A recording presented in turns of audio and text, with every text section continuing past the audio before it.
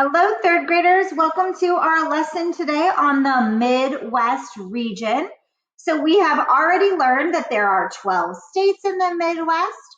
We've talked about the land, that there's those central plains that are fabulous for growing crop and have lots of prairie grasses. We talked about the not the central plains, that's the exact same wording there. We talked about the Great Plains and how they were not as fertile and that they're rockier, including those Black Hills of South Dakota. We also talked about the waterways, that there's the Missouri and the Mississippi River that help flow down to the Gulf. There's 4 of the 5 Great Lakes with those locks to help the boats travel between the Great Lakes and also get out to the Atlantic Ocean. We talked about the weather, that they have those really harsh, cold winters with blizzards. They have hail and tornadoes in the spring with Tornado Alley, and then hot summers. We also talked about that the animals like the bison and prairie dogs have adapted to live in their region. Today, we're going to talk about what kinds of products and natural resources do we get. As we've been talking about, remember, we're going to answer some statements of true and false when we're done. So let's look at those now. The first statement is the Great Plains are covered with some of the best soil on earth. Our second statement, the Midwest region is known as America's cereal bowl. The third statement is much of the steel used to produce cars and trucks comes from the Midwest region. So go ahead and open up your reading to the products and natural resources of the Midwest. Have your pencil or highlighter ready, and let's get started. Soil is the most important resource in the Midwest region. The Central Plains are covered with some of the best soil on earth.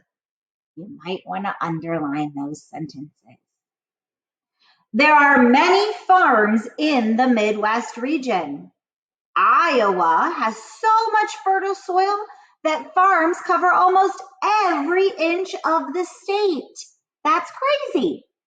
The Midwest region also has three main areas or belts. That's a nickname that we use. So areas of land that have the same crops growing are called a belt. These belts contain certain types of crops. The areas are the corn belt, the wheat belt, and the dairy belt. So let's talk about each. You will find the corn belt in the Central Plains. Once the corn is harvested, it is used for different products. Not only do we eat the corn, but it is used in things. Corn syrup is used in ice cream and other products that you might cook with. Glue, soap, and paint also use corn in them. But the most important use for corn is food. We eat corn that is frozen and in cans, and corn on the cob is a favorite pastime summer food. Much of the corn is also fed to cows and pigs. So corn is a crucial crop that is grown in the Midwest. The next belt is the wheat belt. The wheat belt is in the Great Plains, so that's more towards the west, and it produces the most wheat in the U.S. Wheat is ground into flour. The flour is then turned into things like pastas, cakes, cereal, and bread, giving the region the nickname America's bread basket. You might want to underline that. Battle Creek, Michigan produces most of the breakfast cereal in the country. That's actually the home to Kellogg's, which makes many types of cereal like Kellogg's Frosted Flakes. The next belt is the dairy belt. In the dairy belt, grass grows quickly.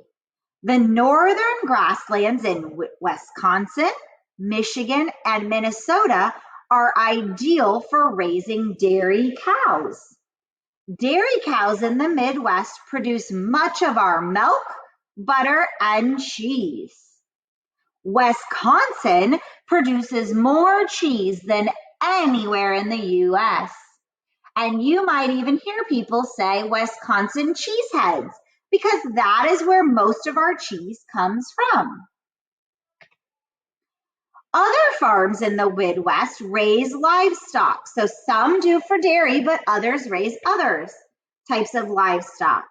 Livestock are animals raised on farms, such as cattle, hogs, and chickens. The livestock is raised for meat. Meat packaging plants are an important industry in the Midwest. These plants prepare the meat so that it can be sold in supermarkets where you purchase yours.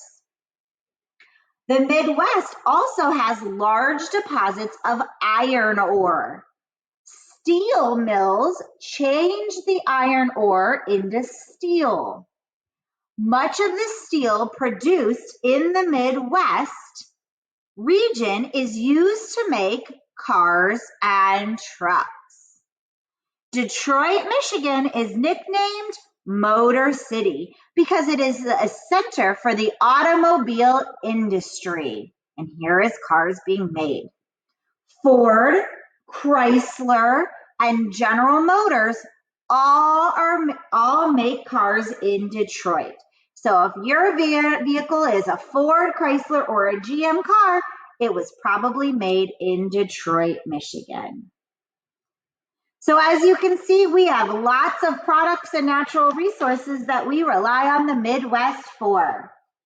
Next time I see you, we're going to talk about what kinds of places can I visit, what kinds of foods come from the Midwest, and what do the people like to do there.